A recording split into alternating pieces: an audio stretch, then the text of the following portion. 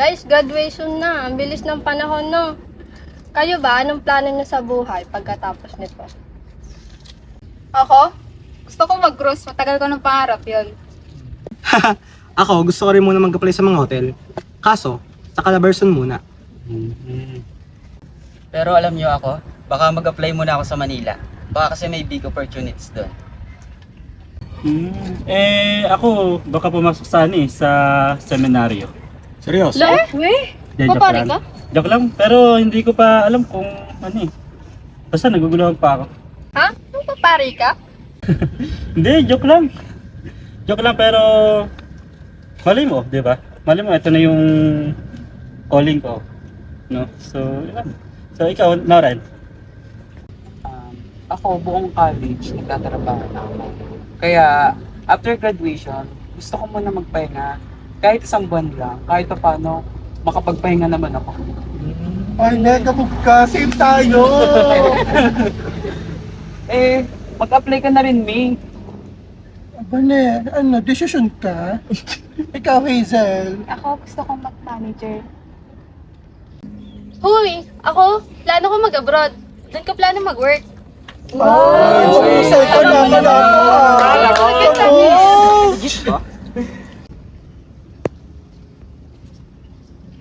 Uy, kanina ka patahimik yan ah. Parang ang lalim ng iniisip mo. Okay ka lang ba? Ikaw ba, anong plano mo after graduation? Ako? Mm-mm. May pinagpe-pray ako at pinag-iisipan ko kung buo na ba yung loob ko. Ha? Bakit? Mag-iibang bansa ka rin ba? Katulad ni Yasha. Basta. Uy, ikaw Hans, anong plano mo? Ako?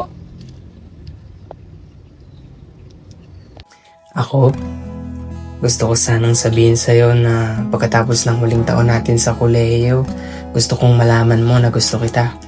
Simula noong unang taon natin sa kolehiyo, may something about you na hindi ko ma-explain. Every small moment we shared, it all felt different. Noon, hindi ko alam paano ko sasabihin. Sobrang solid ng friendship natin and I didn't want to ruin that. Mas pinili kong manahimik kasi natatakot ako na baka mawala ka if I said anything.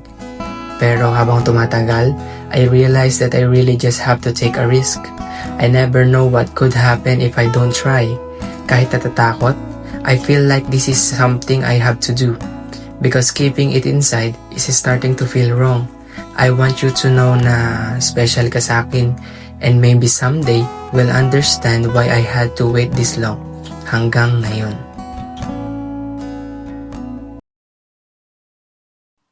Ikaw? Here. No. Uy, Hans! Ba't di mo na sinabi sa akin yung plano mo after graduation? Naalala mo ba yun? Aba, oo. Sabihin mo na kasi. Basta. Dali na, sabihin mo na. Basta, malalaman mo rin. Sabihin mo na nga. Mag-antay ka lang, huwag kang makulit. O siya, sige. Antayin ko na lang after graduation.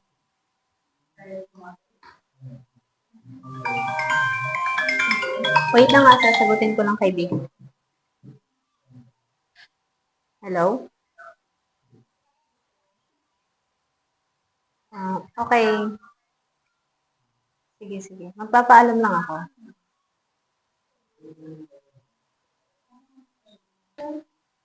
Mauuna na ako. Sige, ingat ka ha. Okay.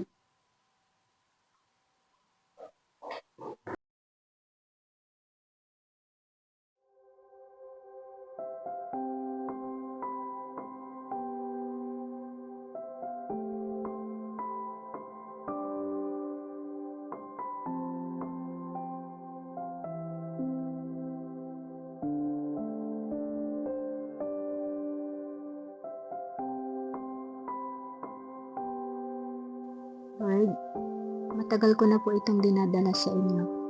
Ilang buwan na po akong nakaluhod sa parehong dasal. Kung ito po talaga ang tawag ninyo sa akin, bigyan niyo po ako ng tapang. Yung tapang na nanggagaling sa inyo.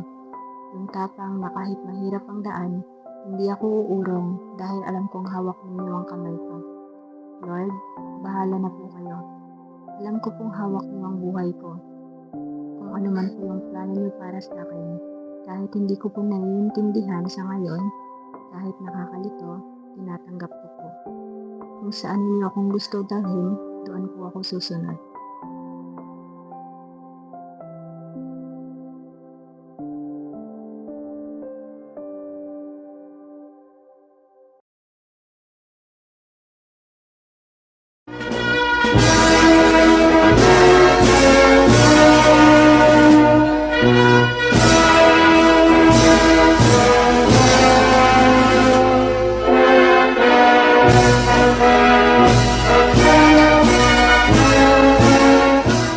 Good afternoon, everyone. A warm welcome to our school administrators, faculty members, proud parents and guardians, and most especially our graduates. Today marks a milestone in your lives, a day of your hard work, perseverance, and dreams realized. Each of you has faced challenges, embraced opportunities, and grown not just as a student, but as a people ready to step into the next chapter of your lives. I want to congratulate each and every one of you. This is your moment to shine, to celebrate the years of your dedication, and to honor the journey that brought you here. So with a great pride and joy, I now call the names of the graduates of the class 2025. Please come forward to receiving your recognition.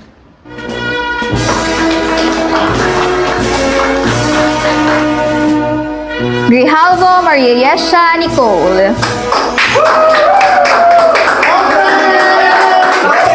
Sobreviñas Francine Andrea. De Mesa Jane Crisel.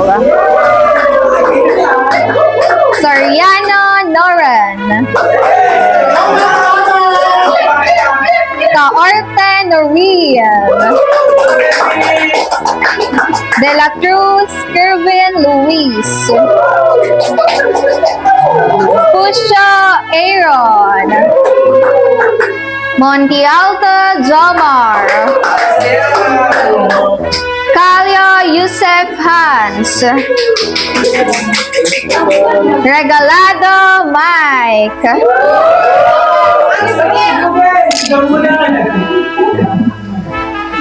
Congratulations, class of 2025.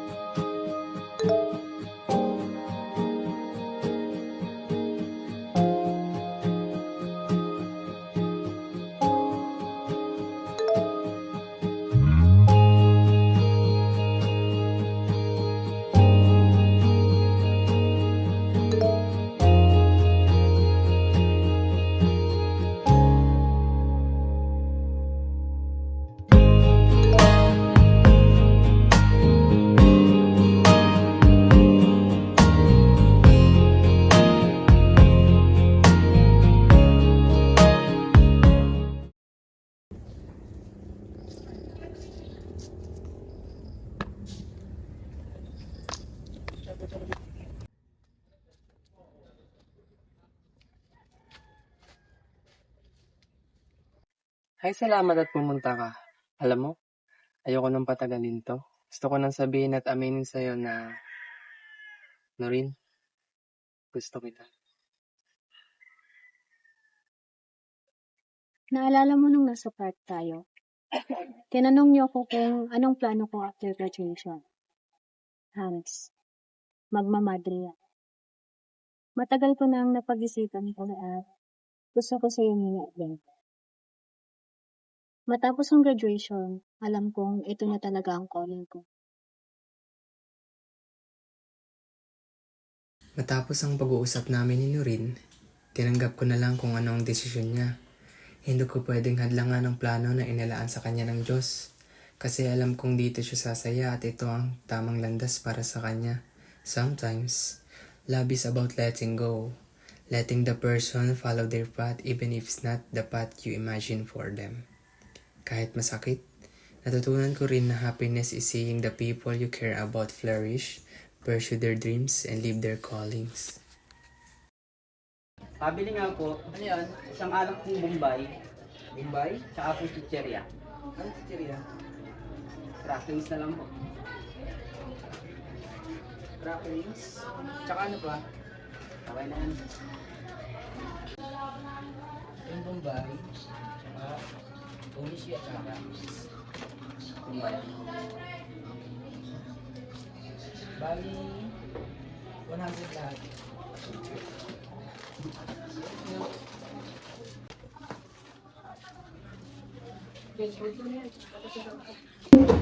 Kamusta kayo mga bro? Walang pre. Wala pre. O Han, simulan na natin. Ano ba nangyari? Oo nga. Parang bumalik ka para kang talo sa World Finals. Ang lungkot-lungkot mo. Tapos parang tinihing pa yung bote. Pre, hindi namin iinimin to kung wala kang nararamdaman na ganan. Ano ba talagang sinabi niya? Ganito kasi pre nung nag-usap kami. Sabi niya, gusto niya magmadre. Yun talaga gusto niya. Seryoso bro? Ayun yung sinabi niya sa'yo na magmamadre ako? Oo bro. Kala ko worst case rejection lang. Pero, magmamadre. Shit mo bro. Thanks bro, sa supportive niyo. Pero seryoso Hans, sobrang proud ako sa'yo.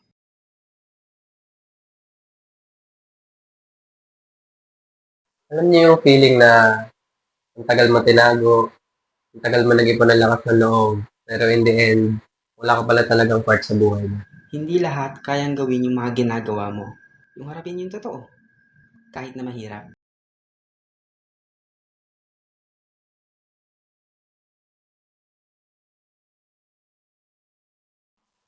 Pero nung sinabi niya, ang sakit, hindi dahil rejected ako, kundi dahil hindi man lang ako nagkaroon ng chance para express yung nararamdaman ko. Nag-ipon ako ng lakas ng loob eh. Tapos, wala na pala talaga from the start. Pakinggan mo ako bro. Nawala yung fantasy mo, pero hindi nawala yung work mo.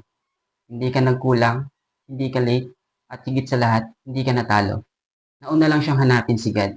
At hindi ka pwedeng pumalit doon. Normal yan. Yung matagal mong tinago.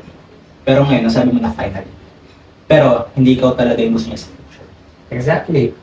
Parang ginawa ko lahat ng kaya ko para sabihin yung totoo, pero kahit anong gawin ko, iba talaga yung direction niya. Pero pre, hindi ka namin iiwan.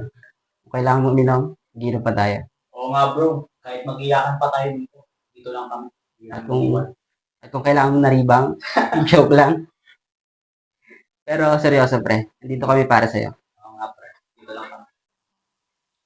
Pero seryoso pre, wala kaming magic words para gumaan niya ang nararamdaman mo. Pero, nandito kami. Kung kailangan mo ng kausap, nandito kami ni Kirby. Diba pre? Oo pre. Kung gusto mong uminom, mag-iinom tayo. At kung gusto mong tumahimik, tatahimik kami. Thank you mga pre, dahil nandiyan kayo palagi pag kailangan ko kayo. O siya, dahil dyan, itong last shot na to para sa iyo, Hans. Para sa tapa mong umamin kahit huli na. Salamat mga pre. Hindi ko alam kung paano ko kakayanin ito.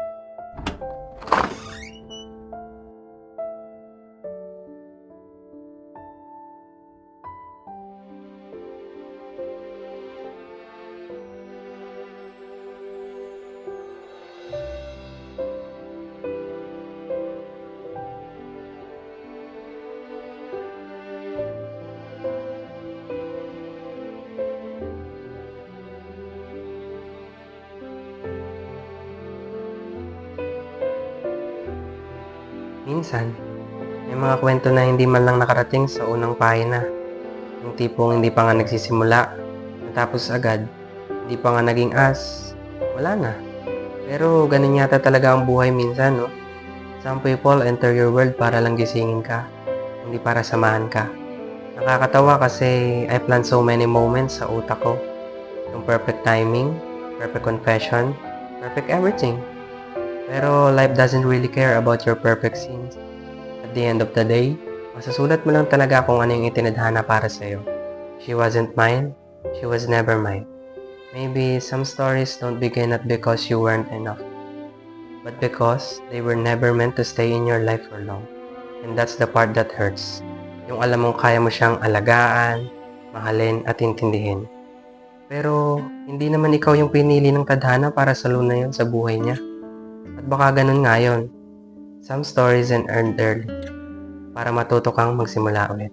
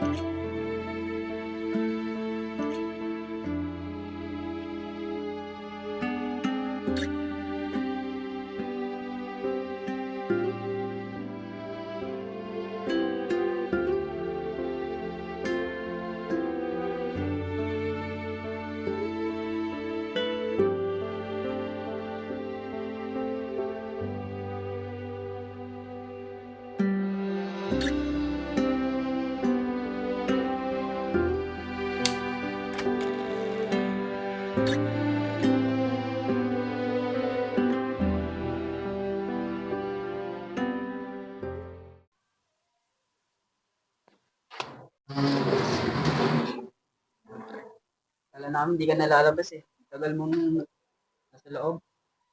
10 minutes na siguro, baka umuwi na kami. Pero naisip ko, baka nagdadrama ka na trap sa salamin. Ulul, hindi no, nagliligpit lang ako. Kala nga namin magbabackout ka na eh. Baliw, hindi no. Ako na pre, baka pagod ka na. Mga tara na.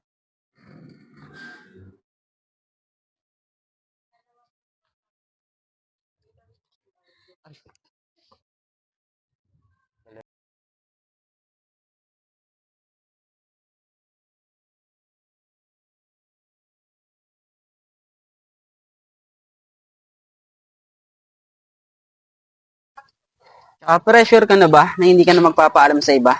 Kasi hinahanap sa akin ni Mike, akala niya tinaguan mo siya para hindi mo siya mahag. Uy, hindi na. Hindi na akong papalam sa kanila. Alam mo yun, awkward sa akin yung mga ganun. Oo nga pre, wag na. Tsaka baka umiyak pa yung iba. Hindi dahil sa pagalis mo, kundi dahil ang tagal mo mag-goodbye. Tsaka pre, pagdating mo dun magkamustahan pa din tayo. Tulad pa din ng dati. Walang iwanan. Text man. Oo nga pre. Pagbalik mo dito, nandito pa rin kami. Siya, sige na mga pre. Una na ako sa inyo ha. Ingat ka pre.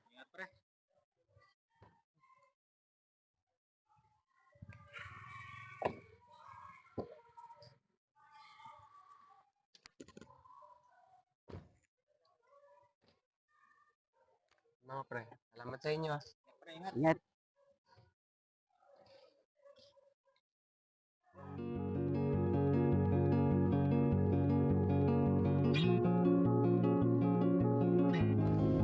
Hi guys! Welcome to my vlog. Nandito nga po pala ako. And napakaganda dito ng view. As you can see naman, no. And napaka-presko din dito.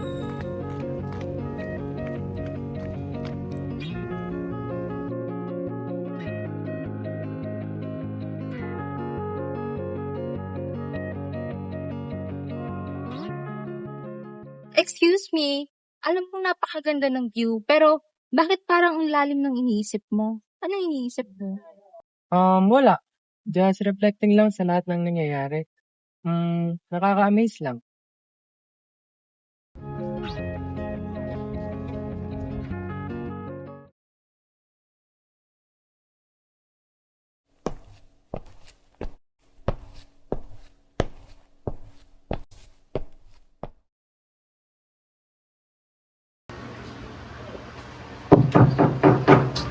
po.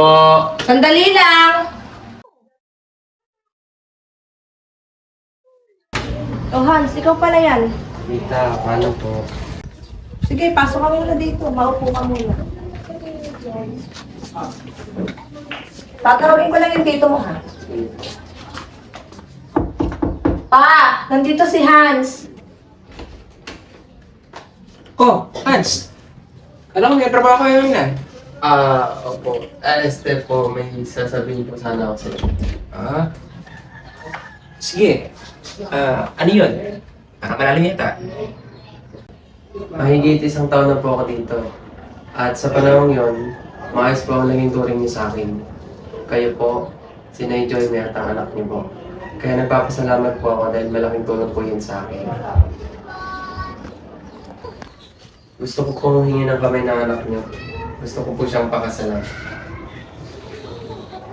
Alam mo, Hans, sa totoo lang, hindi ko inaakala na may magtatakang upo dyan sa inuupuan mo ngayon para sabihin sa akin yung sinasabi mo. Alam mo anak, ang kasal, hindi ang puro saya. Hindi ang katulad ng pelikula na pagkatapos ng I do, ay happy ending na. Kasi alam mo, sa totoong buhay, may araw na magulo, may araw na hindi masaya, may araw na hindi kayo magkakasundo kahit anong pilit mo pa. Hans, kaya mo ba siyang alagaan? Kaya mo ba siyang samahan? Hindi lang sa oras ng kasiyahan, maging sa oras ng kanyang natatakot man, naiiyak man siya, sa oras ng kailangan niya ng kapitan. Opo, Tay. Hindi ko po siya pababayaan. Hans, I'm not asking you if you love her. I know you do. I'm asking you if you are ready to grow with her. To be her partner, to be her friend, to be her safe place, and for the rest of your life. Hans, ang tanong ko sa'yo, handa ka na ba? Handa ka na ba na makasama siya pang araw-araw sa habang buhay? Kasi, anak ko siya eh. Kilala ko yan eh. Minsan, matigas ang ulanan. Madali mapagod.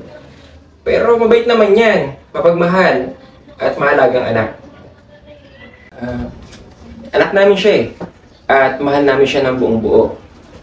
Kung gusto mo makuha kanyang kamay, nais kong marinig mo mula sa kanyang ama na ang anak namin ay irespeto, mamahalin at iingatan. Kasi kung nais mo talagang makuha ang kamay ng aming anak, kailangan malaman namin kung gaano mo talaga siya kamahal. Maging ang mga responsibilidad sa pagpili sa kanya.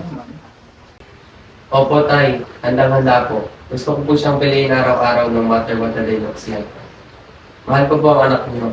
At handa po ako sa responsibilidad kasama siya. At kung papayag po kayo, I'll take care of her as best as I can. At sa araw-araw, papatunayan ko karapat-dapat ako sa tiwalang binigay mo sa akin. Alam mo, Hans, ako bilang magulang, no? Mahirap para sa sandaling ito, no? Dahil, hindi dahil sa ayaw namin sa'yo, no? Kundi, trabaho namin bilang magulang na ingatan ang aming anak at protektahan. Kasi, siya ang unang umawak na aming kamay, hanggang sa paglalakad niya, maging sa unang iyak niya. Kaya, sinisecure namin na maayos ang kalagayan ng aming anak, na mamahalin mo siya, maging ang responsibilidad. Kaya, kung kaya mo naman siyang panindigan, walang rason para pigilan ka namin. Opo, Tay. Maraming salamat po sa payo at tiwalang binigay niyo sa akin. Yun lamang po ang pinunta ko dito. Gusto ko lamang pong hingi ng kamay ng anak niyo at malaman ang sagot niyo para sa anak niyo. Maraming salamat po. Siya, iingatan mo anak ko ha. Opo. Okay. Nay, una na po. Maraming salamat po. Ingat ka, huwag mong sayangin yung binigay naming tiwala sa'yo. Opo.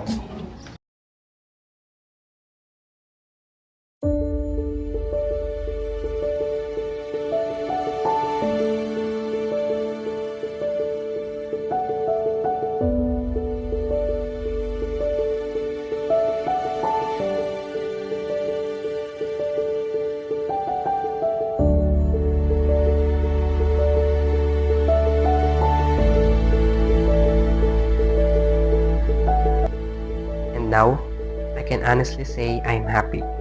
I've moved on and life has been good to me. The past years taught me so many lessons. Mga aral na alam kong dadalhin ko buong buhay ko. Ngayong ikakasal na ako, nandito lahat ng malalapit kong kaibigan para i-celebrate ang bagong chapter ng buhay ko. Pero si Noreen, hindi siya nakapunta. She was busy with her life sa loob ng kumbento. Saya ako for her because she found her own kind of peace. She's where she's meant to be, and seeing her fulfill her purpose makes me so proud of her. And me, I realize how much I've grown. I'm a completely healed person, happy with the partner I get to build my life with. Siguro nga that's how life works. While people are still in your life, say what you need to say. Treasure what you can treasure. Kasi ang bilis magbago ng mundo. But that's also the beauty of life.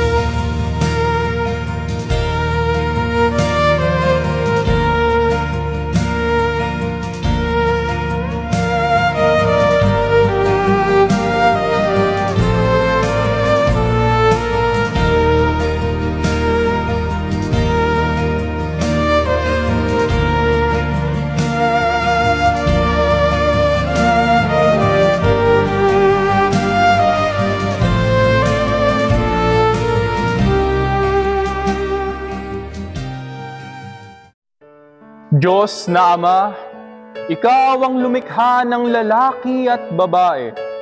Sa iyong larawan, binigyan mo sila ng kakayahang magmahal at magkaroon ng mga anak. Bendisyonan mo sina Hans at Ana na iyong pinagbuklod. Bigyan mo sila ng lakas na tuparin ang kanilang pangakong kaligayahan na magkasama at biyaya at magpalaki ng mga anak na mabuti at tapat sa iyo. Sa ngalan ng Ama, at ng Anak, at ng Diyos Espiritu Santo, magpasawalang hanggan. Amen.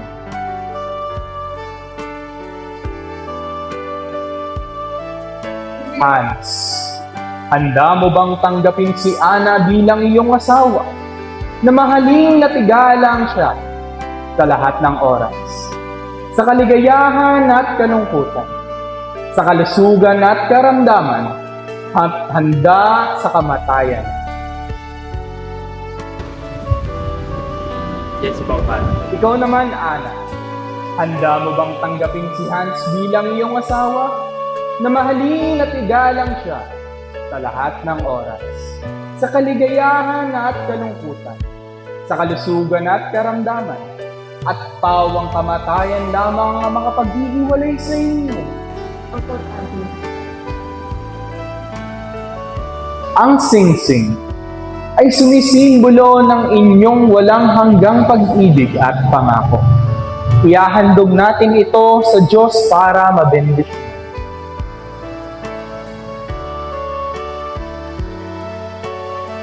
Diyos na makapangyarihan, bigyan mo ng biyaya ang mga singsing na ito. Gawin mong tanda ng pag-ibig at katapatan ni Hans at Ana, na siya ay magkakasama habang buhay. Sa ngalan ng Ama, at ng Anak, at ng Diyos Espiritu Santo, magpasawalang hanggan. Amen. Hans, kunin mo ang singsing na ito at banggitin ang aking sasabihin.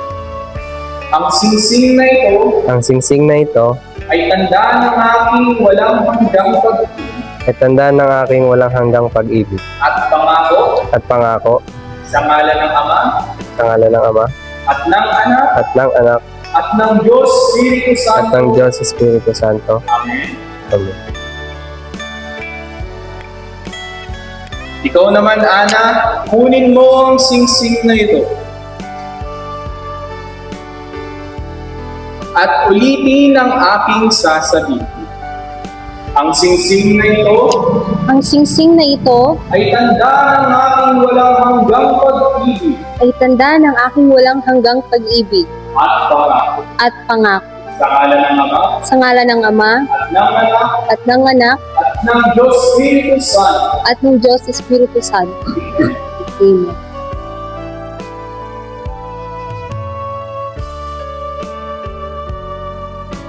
Mabuhay ang bagong kasal!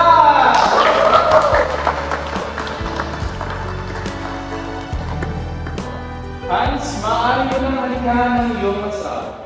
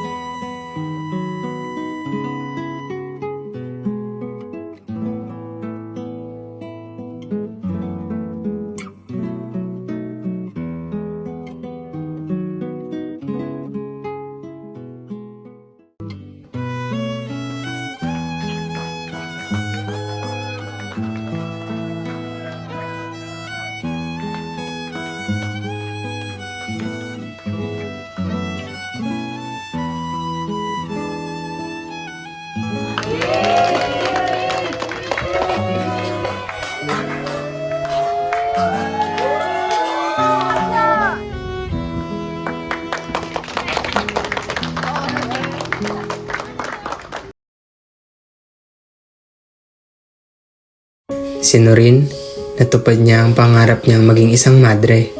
Nakita ko kung gaano siya kasaya. Si Noren, tuloy sa kanyang career at ngayon naging manager na rin. Si Mike naman, finally became a supervisor. Puno pa rin ng energy at ideas pero ngayon mas matured at responsible na siya. Si Hazel, ayun, finally promoted as manager.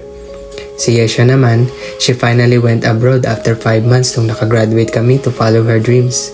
Si Jomar, tumuloy sa seminary.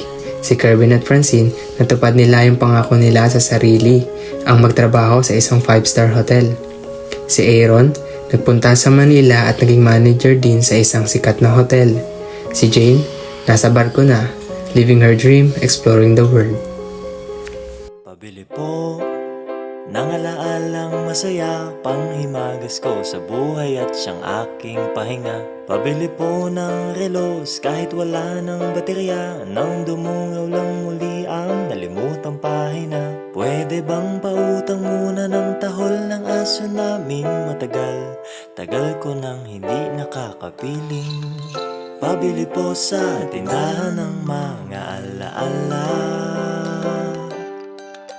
Pabili po ng sasakyang dati na pinaglumaan, baka sakaling maihatid sa paborito kong sinehan. Pabili po ng pambili noong aking kabataan, baka sakaling makabili ng paborito kong laruan. Pabili ng ginamit kong lapis sa unang sulat ko ng tula. Pabili ng ginamit kong ballpen sa bagsak kong mga marka. Pabili po sa tindahan ng mga alaala.